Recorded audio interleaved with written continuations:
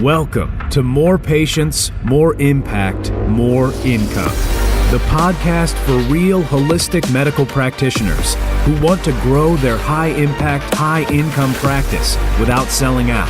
And now, here's your host, Chris Axelrad. Welcome back to More Patience, More Impact, More Income. You're listening to part 2 of the series. Let's jump back in. See, this is a very key point, is that you have to really do some work up front. The way that I teach, as far as like how most people do this backwards, and they do an outside in approach, and they always feel uncertain and they're never sure about themselves, and they sort of, waffle back and forth, and they just never really get any traction. It's because they're not doing some very simple but very essential self-reflection and kind of constructing really building the hub of this loop, building the center of this wheel, which you're going to see in a minute. They're not doing that first, and they're not staying committed to that process. And then they wonder why, their practice is so up and down, and their motivation is so up and down. And it's because they have no real foundation within themselves. So really, really important. When you start to get clear, when you really create some clarity around this, you can then transmit that clarity to your market, to your prospect, and to your patient. By the way, what's the difference between your market, your prospect, and your patient? Well, your market is everybody that you're talking to in your market, everybody who sees your ad, everybody who attends a seminar that you do, everybody who sees your website. They may not be a prospect at that time. So they may not be at a point where they're even thinking about, or they even have that problem, or even know someone with that problem, but they definitely are in your market. So for instance, me, I do women's health and a lot of reproductive. So, my market is women mostly, because men typically don't self-select for this kind of thing. In fact, I would just say, generally speaking, if you're trying to build a practice around men, you're definitely not it's going to be very difficult to succeed with that. So good luck. So my market is females between a certain age, and they definitely have a certain type of mindset and they're at a certain life stage, right? So there's a lot of women who see my ads. I know this for a fact because I can see the stats on that. And they don't book with me. They don't book with our clinic, but I guarantee you they're crystal clear on what we do. They're crystal clear on who we help. Okay. And they're crystal clear on the fact that we offer a free initial consultation, because that's in every fucking ad we run. Okay. Every ad we run. So that's our market. Our prospect is someone who is looking for help, and they're evaluating their choices, and they're looking around, and they find us. So they are very quickly given a lot of clarity on what we do and how we help them. Finally, obviously our patient. Now you would think, why would your patient need to have extreme clarity? Well, you'd be surprised, man, how many people that I talk to and that I know for a fact their patient, even after the first 2 or 3 visits, still has no fucking idea what's going on. Like there's just so much ambiguity, and there's so little explanation, or there's too much explanation and it's confusing because they're trying, the practitioner is getting way, way out there and geeking out on all of this very technical stuff, and the patient just like can't even keep up with it. So they become more confused. I see this a lot too. The biggest thing here is that the way that what you're about to see really helps your prospect, your market, and your patient know why they can trust you. Trust is the currency of this whole system. Trust is the currency, not discount, not price, not service. Trust. That is the currency that this system builds for you. And when you build that kind of trust in your market, with your prospects, with your patients, it's game over. It's game over. And so that's why it's really not for practitioners who don't want to put themselves out there. This system does depend on you putting yourself out there, really telling people you exist and telling people what you do. If you want to be the best kept secret, I know these people, and there's nothing wrong with it. I mean, there's successful practitioners who are just sort of like this little best kept secret. They have zero marketing. Everything's word of mouth. And they're just like in this, kind of like the dark alley, where you got to, go down the alley, turn left, knock 4 times, and then the password is, honey bun or something. I don't know, whatever. If you want to be that person, then definitely this is not for you. If you don't want to help a lot of people, and again, I totally get it that, there's some practitioners who don't want a super busy practice, who don't want to see a ton of people. That's fine. And actually, honestly, this system will work even if you don't want to help a lot of people, because you'll fill your practice even if you want to see just like 5 people a day. In fact, I've had people in my program who they have young children, they're moms, and they don't want to be working in clinic 8 hours a day, 5 days a week. But we get them full. But the point is, like, this is definitely not for people who want to play small, I guess is my point. And also, it's not for people who are too scared to position themselves as experts. I mean, this definitely is expert positioning marketing. It's expert marketing. It's guru. You really are, creating go-to expert status with this. All right. So it's really important to understand that. So here's how it works. Okay. We already talked about a little bit of this. Okay. So again, first we start with people who already have problems. And they're already looking, they're already like, they realize, you know what, I need help with this. Okay. I need help with this. Now, they may have been to a doctor and, been recently diagnosed. Like one of my members of my program, when she first came in, we started running a Google ad for endometriosis. And within like 4 days, she like messaged me. She's like, oh my God, like someone has already booked a free consult from the endometriosis ad. And they're like, and then when they came in for their initial visit, they told this person, they told my student, they were like, yeah, I literally was walking out of my doctor's office because they just told me that I had endometriosis, and they told me about all these treatment options. And I was just definitely like scared the hell out of me. So I started Googling, natural doctor for endometriosis, and you popped up, and I clicked the ad, and I mean, here I am. I mean, this is amazing, right? So this was the case of a person who's like, I have a problem. I need to look for help. Sometimes people will get their diagnosis or whatever, and they try all kinds of stuff, and they're still not getting better. And then on their own, they're like, this shit ain't working, man. I got to find help.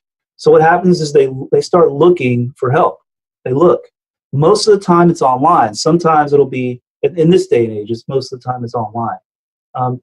With social media especially, people will go into, moms groups or other local groups that they're in on Facebook and ask. Especially, again, females are much more inclined than males from a cultural perspective to be open to at least discussing, like, hey, I have this medical problem. They may not say exactly what it is, but they're not going to hide it as much as a man will. So they'll go into a group. They'll be like, yo, I need help with this. I need help with that. And then people will respond and say, hey, check this out. Or they'll Google it, right? Google is the best platform for advertising to people who are looking, actively searching for help. Okay. And then of course they also will be on Facebook. Just last night, I was in a restaurant, Christmas night, right? And I'm in this Asian restaurant, and it was packed. and there was probably about a 30-minute wait, and I would guess there were like 25 people waiting. And I got up to go use the restroom, and I walked by like at least 15 of those people. And I would say out of those 15 people, 10 of them were looking at their phone. And of course, I'm being nosy, right? But not really nosy to see what they're like looking at, but I'm just like, I wonder how many of these people are on Facebook. And I would say out of the 10 people that I saw on their phones, at least 9 of them were either on Facebook or Instagram. Okay, so bottom line is, no matter what anybody tells you right now, and you see a lot of these ad gurus out here trying to like, Facebook ads are dead, Facebook ads this. The only reason they're doing that is because they're trying to scare people into using their services. At the end of the day, at this day and age still, there's no better platform for branding and for product awareness and for awareness of what you do than Facebook, period. That's it, okay? So we use Facebook ads a lot in my practice, and it just it's an amazing, amazing thing. So when they start looking for help, you have a message that's like this lighthouse. It's just continually out there, just broadcasting, right? Like if you see a lighthouse, I mean, it just sits there, it just goes and, just the light just keeps going, doesn't stop, right? So I have ads that I wrote years ago that still run, and they still get us 15 to 20 patients a month, okay? Because again, as soon as someone's looking for help, they see it and they're like, oh, hey. And not only that, it gets their attention, right? That's why the lighthouse analogy is very much on purpose. The whole point of the lighthouse is to catch your attention. So like, oh, what's that over there? Oh, I see. Okay. Now traditionally the lighthouse is put to warn ships away from rocks, right? But in this case, the lighthouse is put there so that people will see it and come towards it, right? And then they're like, man, check this out. This is about me. This is about my problem. This is awesome. And so then they take action and they connect with you. They call you, they email, they text. I do not recommend letting people book their initial appointment through an online booking system, but if that's what you want to do, that's fine. I think it's really, really important to have a human response and have a conversation with someone who's looking for help. And the reason I say that is because imagine that there's a person, they just found out they had a brain tumor. They're not going to go online and go, oh, look, here's this oncologist. Okay, book your appointment online. They're going to want to call and they're going to want to talk to somebody because they have a serious problem. Okay, so I highly recommend that you get somebody answering your phone or your messages. The person that answers our phone, we also have her monitoring our Facebook page, the messages coming in on our Facebook page, because we get messages all the time and questions all the time on our Facebook page because we're running ads a lot. And we also have email. People can fill out a form on our website. And then we have a text system. Our patients text with us, man. It's amazing. They love it. In fact, I would say that 90% of our patient communications, once they're already a patient, is through text. Then they actually book an appointment. Now, not everybody's going to book an appointment. So at every step of the way here, there's attrition or people that, that disqualify themselves, basically. So, there's people who will call and contact you and they won't book. There's people who will book, but they won't show up. But if they do show up, okay, then you talk to them, basically, right? You talk to them. You listen to them. You let them ask you questions. And this was supposed to be a question mark, but I don't know how that happened. Point is, they ask you questions and they get to tell you their story, and then you answer their questions and you let them know that, yeah, sounds like we can definitely make something happen for you, right? Then they, on their own, realize, like, holy shit, like, this is it. This is what I've been looking for. I feel really comfortable. That's the key. The light bulb goes off for them. You're not selling. You're not convincing. they convince themselves, they have the epiphany that, wow, this is it. And then, they'll say like, what's next? How do we get started? They're like super happy. They're just ready to roll. And guess what? They're happy to pay you. They're happy to pay you. Why? Because they have a real problem. And they now have gone through this whole process where you have built trust and helped them to see what you are, not talk them into something, but helped them see the truth. Because you're just being yourself. You're just offering to help. And then they want to pay you for it. And that's how it works. Okay. Now, the foundation of this whole thing is a commitment to the specific problem or problems that you are marketing towards. You don't, you do not waver on that. You have to work on it long enough to where it builds momentum. And sometimes it takes a little while. People aren't just going to book an appointment necessarily the first time they hear about you. Okay. It might take them hearing about you a couple of times, 2 or 3 times. So people who like run an ad for 3 days, they don't get a patient, and they shut the ad down. First of all, sometimes the ad just sucks. I mean, you can run a really sucky ad as long as you want. It's not going to work. But if you're running a good ad, and I know how to help you build good ads, by the way, and I'll talk a little bit about that again on the next lesson, or I think it's 2 lessons from now. Then if you run a good ad, sometimes it might take 2, 3, 4 weeks for it to start working. You can't abandon it. You have to have a simple message. You have to stay committed to a very simple message. Like I talked about, look, you have this problem. I can help you. Here's how. It's very simple, right? You have to have a clear process that you take them through that's not different for every patient. That's the key.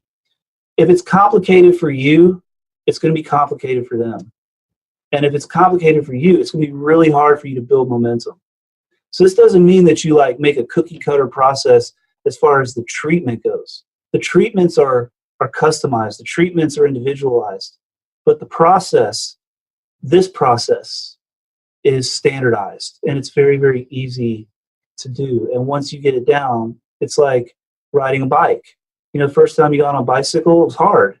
You didn't know how to steer. You fell over, all that. Once you get it down, you don't have to think about it anymore. Now it's just like, oh, I want to go to the store. You just start pedaling, and then you're at the store. And you also have to stay committed to building real trust.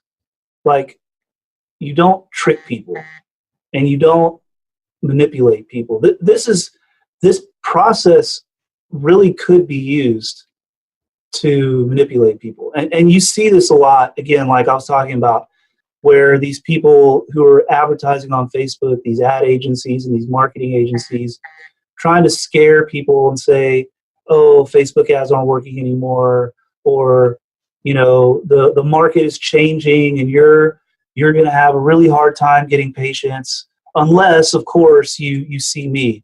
This is not fear-based marketing. This is attraction-based marketing. It's trust-based marketing. Okay? So I just want to make that clear. And what we're going to focus on the next time, okay, is we're going to focus on this area here, how to identify a problem and how to build a message that's going to get people fired up to connect with you, okay?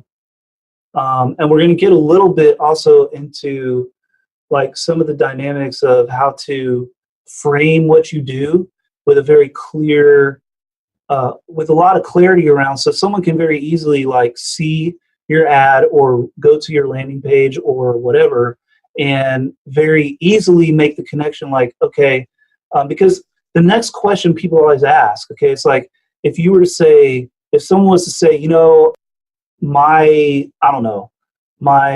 car doesn't work, okay, my car broke down. And then you say, okay, well, actually, yeah. So they would say something like, not my car broke down. Let's say, my steering isn't working right. If I steer a little to the left, it goes way to the left. Oh, you know what? I can help with that. Oh, okay, really cool. So what, do you have a shop? Do you have, yeah, actually I'm a mechanic. And so, yeah, just bring it on over to the shop. Okay, great. Well, what exactly is it going to entail? Right. So those are the natural questions people are going to ask. They're going to want to know, like, are you legit? Am I just going to like bring it to your house, or are you just going to come over to my house, or what? Or you do have a legit business? And then they're going to want to know a little bit about the process, right? But they don't really care like about all the details, honestly. So that's why we have to keep everything simple. Because in that example, if I say to this guy, hey, I turn my wheel to the left a little bit and the car makes a hard left, something's not right. And the person's like, oh yeah, I know how to fix that. Okay, well, what's next? Like, yeah, just bring it over to my shop. Okay, cool. That's going to make me feel comfortable. And then, I may not even ask them, honestly. I might not even ask, like, well, how are you going to fix it, or what's wrong? I mean, as long as I get my car back and it's working, right, I'm probably not going to care how they fix it. But when it comes to our bodies, we want to know a little more, right? So that's why it's not, we're not talking to people that have broken cars. We're talking to people that have broken bodies. So they are going to want to know a little more about the process. How does it work? What do you do to fix it? And so I'll teach you some basics on that on the next dealio. So don't miss the next training, because what we're going to talk about is, again, the problem and the process. Because we have to start there. If we don't know the problem and know the process, it's going to be really hard for us to create a message that describes to the people with that problem how we help them. All right? Really important. Just a quick reminder. Yes, I love helping people grow their practices, and actually I love helping people grow in all facets of their lives, and I'm good at it. I am. That's why I've been as successful as I've been up to this point. And yeah, I would love to help you if it's something that you want. And one reason I do these free trainings, again, is to help you decide whether or not you want to work with me in my program. We do have a free consultation, so you can ask questions, learn the details of how everything works. It's just way too much to explain here. But it does involve pretty in-depth training on ads and copywriting and, how to do things in the clinic the right way. And it does involve group and one-on-one coaching, okay? That's all we got for today.